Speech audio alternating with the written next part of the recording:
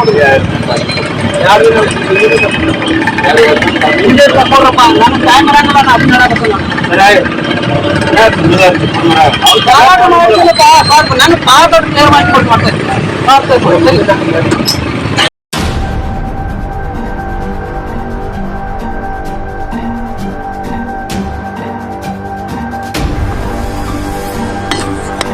ವೀಕ್ಷಕರೇ, ಅತ್ಯಂತ breaking news ಒಂದು ಬೆಳಗಾವಿ ಜಿಲ್ಲೆ ಚಿಕ್ಕೋಡಿ ಪುರಸಭೆ ವತಿಯಿಂದ ಬರ್ತಾ ಇದೆ. ಈಗಾಗಲೇ ತಮಗೆಲ್ಲ ಗೊತ್ತಿರುವ ಹಾಗೆ ಅನೇಕ ಕಡೆ ಅಂದ್ರೆ ಉತ್ತರ ಪ್ರದೇಶದಲ್ಲಿ ಹಾಗೂ ಬೆಂಗಳೂರಿನ ಅನೇಕ ಕಡೆ ಈ JCB ಅನ್ನುವಂಥ ಒಂದು ವ್ಯವಸ್ಥೆಗೆ ಎಲ್ಲೆಡೆ ಸುದ್ದಿಯನ್ನ ಮಾಡ್ತಾ ಇದೆ, ಹವಾ ಮಾಡ್ತಾ ಇದೆ. ಅಂತ ಒಂದು ಕ್ಷಣಗಳಲ್ಲಿ ಇವತ್ತು ಅಂದ್ರೆ ನಿನ್ನೆ ರಾತ್ರಿ ಸುಮಾರು 5 ಗಂಟೆಯಿಂದ 6 ಗಂಟೆ ಸುಮಾರಿಗೆ ಚಿಕ್ಕೋಡಿ ಪುರಸಭೆಯ ವತಿಯಿಂದ ನಗರದ ಫುಟ್ಪಾತ್ಗಳನ್ನ ಕ್ಲಿಯರ್ ಮಾಡುವಂತ ಒಂದು ಯೋಜನೆಯನ್ನ ಹಮ್ಮಿಕೊಳ್ಳಲಾಗಿತ್ತು. ಈಗಾಗಲೇ ಫುಟ್ಪಾತ್ ಮೇಲೆ ಹಾಕಿರುವಂತಹ ಕೆಲವು ಅಂಗಡಿಗಳನ್ನ ಗಾಡಗಳನ್ನ ತೆರವುಗೊಳಿಸಲು ನೋಟಿಸ್ಗಳನ್ನ ಕೂಡ ಸಂಬಂಧಪಟ್ಟ ಗಾಡ ಮಾಲೀಕರಿಗೆ ಕೊಡಲಾಗಿತ್ತು. 3 ನೋಟಿಸ್ಗಳನ್ನು ಕೊಟ್ಟರು ಕೂಡ ಈ ಒಂದು ಗಾಡ ಮಾಲೀಕರು ಅಲ್ಲಿ ಒಂದು ಫುಟ್ಪಾತ್ ಅನ್ನ ಕ್ಲಿಯರ್ ಮಾಡದೇನೆ ಅಂದ್ರೆ ಫುಟ್ಪಾತ್ಗೆ ದಾರಿ ಮಾಡಿ ಕೊಡದೇನೆ ಫುಟ್ಪಾತ್ ಮೇಲೆಯೇ ತಮ್ಮ ಗಾಡಗಳನ್ನು ಇಟ್ಟಿದ್ದಾರೆ ಎಂಬ ಆರೋಪ ಕೂಡ ಪುರಸಭೆ ವತಿಯಿಂದ ಕೇಳಿ ಬಂದಿತ್ತು. ಇಂಥ ಒಂದು ಸಂದರ್ಭದಲ್ಲಿ ಪುರಸಭೆ ಮುಖ್ಯಾಧಿಕಾರಿ ವೆಂಕಟೇಶ್ ನಾಗನೂರ್ ಅವರು ತಮ್ಮ ಸಿಬ್ಬಂದಿಗಳೊಂದಿಗೆ ನಿನ್ನೆ ಸಾಯಂಕಾಲ 6 ಗಂಟೆಗೆ JCB ಹಾಗೂ ಇತರ ವಾಹನಗಳೊಂದಿಗೆ ಬಂದು ವಿಧಾನಸೌಧ ಮುಂಭಾಗದಲ್ಲಿರುವಂತಹ ಅಂದ್ರೆ NM ರೋಡ್ನಲ್ಲಿ ಹೊಂದಿಕೊಂಡಿರುವಂತಹ ವಿಧಾನಸೌಧದ ಮುಂಭಾಗದಲ್ಲಿ ಹಾಕಿರುವಂತಹ ಕೆಲವು ಅಂಗಡಿಗಳಿಗೆ ಒಂದು ವಾರ್ನಿಂಗ್ ಅನ್ನ ಸೂಚನೆಯನ್ನ ಕೊಟ್ಟು ಅಲ್ಲಿರುವಂತಹ ಕೆಲವೊಂದು ಸಾಮಾನುಗಳನ್ನ ವಾಹನಗಳಲ್ಲಿ ಹಾಕಿಕೊಂಡು ಹೋಗಿದ್ದಾರೆ ಎಂಬುದು ಈಗಾಗಲೇ ನಮ್ಮ ಗಮನಕ್ಕೆ ಬಂದಿದೆ. ಹಾಗಾದರೆ ಇನ್ನು ಕೆಲವು ಕ್ಷಣಗಳಲ್ಲಿ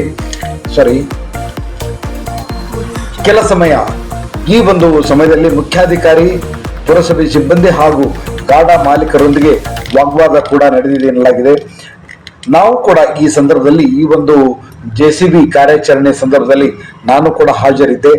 ಅಲ್ಲಿ ಗಾಡ ಮಾಲೀಕರಿಗೆ ಈಗಾಗಲೇ ಪುರಸಭೆ ಮುಖ್ಯಾಧಿಕಾರಿಗಳು ಸೂಚನೆಯನ್ನು ಕೊಟ್ಟಿದ್ದಾರೆ. ಮಕ್ಕಳು ಹೋಗ್ಲಿಕ್ಕೆ ದಾರಿ ಇಲ್ಲ, ನಡು ರಸ್ತೆಯಿಂದಲೇ ಶಾಲಾ ಮಕ್ಕಳು ಹೋಗಬೇಕಾಗತ್ತೆ. ಇಂಥ ಸಂದರ್ಭದಲ್ಲಿ ತಾವು ಈ ಒಂದು ಗಾಡಗಳನ್ನ ಅನುಮತಿ ಇಲ್ಲದ ಹಾಕಿರೋದು ಕೂಡ ಮೊಟ್ಟ ಮೊದಲನೆಯ ಕಾನೂನು ಬಾಹಿರ ಕ್ರಮ. ಹಾಗಿದ್ದಾಗೂ ಕೂಡ ಅಟ್ಲೀಸ್ಟ್ ಶಾಲಾ ಮಕ್ಕಳಿಗೆ ಫುಟ್ಪಾತ್ ಮೇಲೆ ಹೋಗ್ಲಿಕ್ಕೆ ಒಂದು ಅನುವು ಮಾಡಿ ಕೊಡಬೇಕಂತೇಳಿ ಈ ಸಂದರ್ಭದಲ್ಲಿ ಹೇಳಿದ್ದಾರೆ. ಇನ್ ಕೇಸ್ ತಾವು ಏನಾದರೂ ಈ ಒಂದು ಶಾಲಾ ಮಕ್ಕಳಿಗೆ ಅಥವಾ ಫುಟ್ಪಾತ್ ರಹದಾರಿಗಳಿಗೆ ನೀವು ದಾರಿ ಮಾಡಿ ಕೊಡದೇ ಇದ್ದರೆ ನಾವು JCBನ ಹಾಕಿ ನೀವು ಹಾಕಿರುವಂತ ಎಲ್ಲಾ ಗಾಡಗಳನ್ನ ನಾವು ಕೆಡವಿ ಪುರಸಭೆಗೆ ನಿಮ್ಮ ಆಸ್ತಿಗಳನ್ನ ಪುರಸಭೆಗೆ ನಾವು ಜಪ್ತ್ ಮಾಡಬೇಕಾಗುತ್ತೆ ಅನ್ನುವಂತ ಒಂದು ಸೂಚನೆಯನ್ನು ಕೂಡ ಈ ಸಂದರ್ಭದಲ್ಲಿ ಹೇಳಿದರು.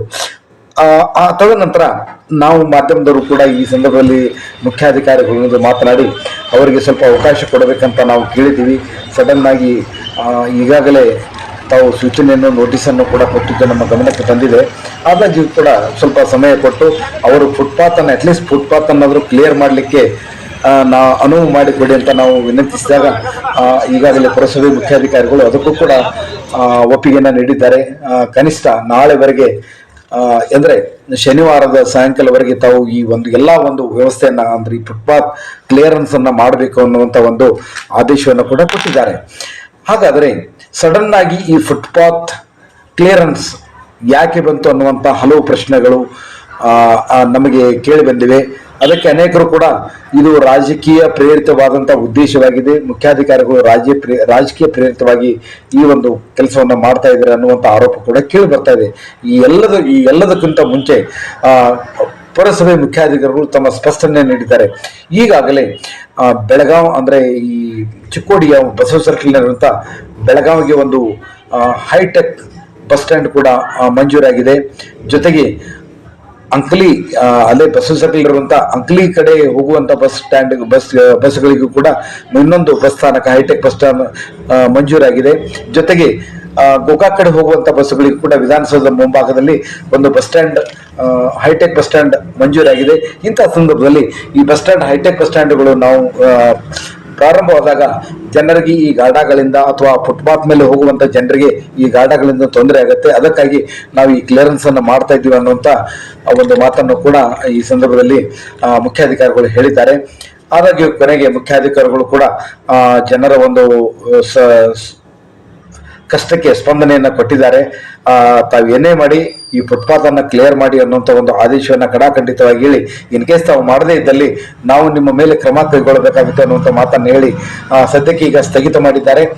ಇಂದು ಅಂದ್ರೆ ಶನಿವಾರ ಸಾಯಂಕಾಲವರೆಗೂ ಅಂದ್ರೆ ಇಂದು ಸಂಜೆವರೆಗೂ ಕೂಡ ಒಂದು ಕಾಲಾವಕಾಶವನ್ನ ಮುಖ್ಯಾಧಿಕಾರಿಗಳು ನೀಡಿದ್ದಾರೆ. ನೋಡೋಣ ಮುಂದಿನ ಸಮಯದಲ್ಲಿ ಏನಾಗುತ್ತೆ ಅನ್ನೋದು ಗೊತ್ತಿಲ್ಲ. ಬಟ್ ಈ ಒಂದು ಫುಟ್ಪಾತ್ ಗಾಢಾದ ಮಾಲೀಕರಿಗೂ ಕೂಡ ನಾವು ವಿನಂತಿಯನ್ನು ಮಾಡ್ತೀವಿ, ಅಟ್ಲೀಸ್ಟ್ ಮಕ್ಕಳಿಗೆ ಅಥವಾ ಈ ಪಾದಚಾರಿಗಳಿಗೆ ಹೋಗ್ಲಿಕ್ಕೆ ಒಂದು ದಾರಿಯನ್ನ ಅಂದ್ರೆ ಈ ಫುಟ್ಪಾತ್ ಅನ್ನ ತಾವು ಕ್ಲಿಯರೆನ್ಸ್ ಮಾಡಿಕೊಡಿ ಅನ್ನುವಂಥ ಒಂದು ವಿನಂತಿಯನ್ನು ಕೂಡ ನಾವು ಈ ಸಂದರ್ಭದಲ್ಲಿ ಮಾಡ್ತೀವಿ. ಸದ್ಯಕ್ಕೆ ಒಂದು ಸ್ಮಾಲ್ ಬ್ರೇಕ್ ಕೊಡ್ತೀನಿ. ಸ್ಮಾಲ್ ಬ್ರೇಕ್ ನಂತರ ಮತ್ತೆ ಸುದ್ದಿ ಮುಂದುವರಿಯುತ್ತೆ. ಈ ಒಂದು ಸುದ್ದಿಯಲ್ಲಿ ಸಾರ್ವಜನಿಕರೊಂದಿಗೆ ಗಾಢ ಮಾಲೀಕರೊಂದಿಗೆ ಪುರಸಭೆ ಮುಖ್ಯಾಧಿಕಾರಿಗಳ ವಾಗ್ವಾದದ ಕೆಲವೊಂದು ವಿಡಿಯೋಗಳಿವೆ, ಅದನ್ನು ಕೂಡ ಈ ಸಂದರ್ಭದಲ್ಲಿ ಹಾಕ್ತೀನಿ. ಬಿ ಸ್ಟೇ ಟು ಡಿ ದಿ ಸಾಮ್ ಟಿವಿ ನೆಟ್ವರ್ಕ್.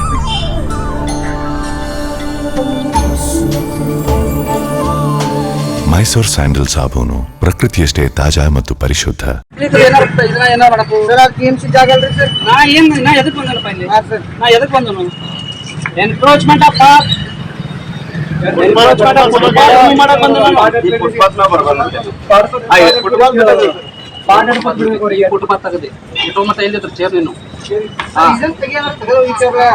ನೋಡ್ರಿ ಪರ್ಮಿಷನ್ ತೊಂದ್ ಮಾಡ್ಕೊಡ್ರಿ. ಏನಾರ ಪರ್ಮಿಷನ್ ಅಂತ ಸರ್ ಇಲ್ಲ ಒಂದು ಕ್ಲಿಯರ್ ಮಾಡಿ ಸರ್. ಈಗ ಒಂದ್ ಏನಂದ್ರೆ ಈಗ ಫುಟ್ಪಾತ್ ಅಷ್ಟೇ ಬಿಡಬೇಕು ಏನು ಎಂಟೈರ್ ಇದನ್ನ ತೆಗಿಬೇಕು ಅದೊಂದು ಕ್ಲಿಯರ್ ವಿತೌಟ್ ಪರ್ಮಿಷನ್ ಇಲ್ಲ. ಈಗ ಪರ್ಮಿಷನ್ ಅಪ್ಲಿಕೇಶನ್ ಕೊಡ್ಬೋದ್ರೆ ಕೊಟ್ರೆ ಏನಾದ್ರು ಕೊಡಕ್ ಬರಲ್ಲ ಸರ್.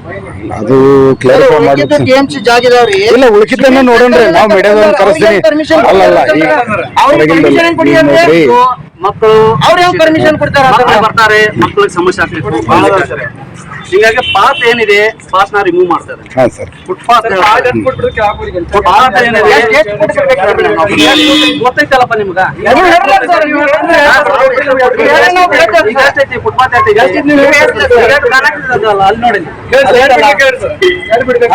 ನೋಡಿ ಅಲ್ಲಿ ಏನೈತೆ ಫುಟ್ಪಾತ್ ರಿಮೂವ್ ಆಗಬೇಕು. ಆಲ್ರೆಡಿ ನಾ ಬಂದು ವಾರ್ನಿಂಗ್ ಮಾಡಿದ್ದೀನಿ. ಪರ್ಮಿಷನ್ ಕೊಡಾಗಲ್ಲ ನಾನು. ಯಾಕೆ ಗೌರ್ಮೆಂಟ್ ನೋಡಪ್ಪ ಈಗ ನಾ ಏನಿದ್ದೀನಿ ಈಗ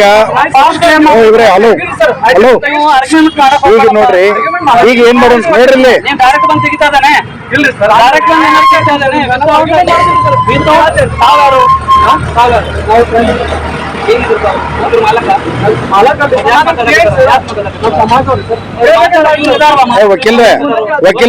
ವಕೀಲ್ರೆ ಈಗ ಏನು ನೋಡ್ರಿ 3 ನೋಟಿಸ್ ಅಂತೂ ಇಶ್ಯೂ ಆಗಿದ್ದಾರೆ ಸರ್. ಏನಂತಾರೆ ಫುಟ್ಪಾತ್ ಕ್ಲಿಯರ್ ಮಾಡೋಣ ಅಂತ ಇನ್ ಅವರು ಎಲ್ಲೇ ಬೇರೆ ಕಡೆ ಎಲ್ಲಾದ್ರೂ ಫುಟ್ಪಾತ್ ಇದ್ದು ಅದು ಎನ್ಕ್ರೋಚ್ಮೆಂಟ್ ಆಗಿತ್ತು, ಅದು ಆಗ್ಲಿಲ್ಲ, ಅವ್ರು ಕ್ಲಿಯರ್ ಮಾಡ್ಲಿಲ್ಲ ಅಂದ್ರೆ we will going to take any kind of action. ಅದಕ್ಕೆ ನಾವು ಮಾಡ್ತೀವಿ.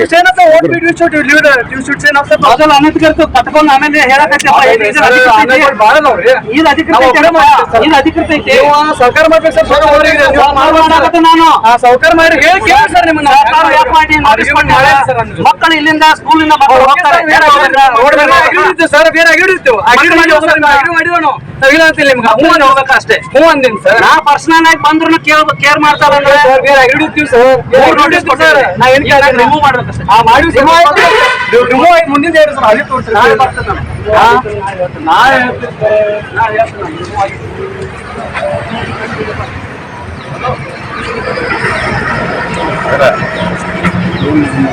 ಮೊಬೈಲ್ ಐಡಿಯಾಗ ಬರ್ತೇನೆ. ಮೊಬೈಲ್ ಕೊಂಡು ಕೊಡಕ್ಕೆ ಬರುತ್ತೆ. ಮೊಬೈಲ್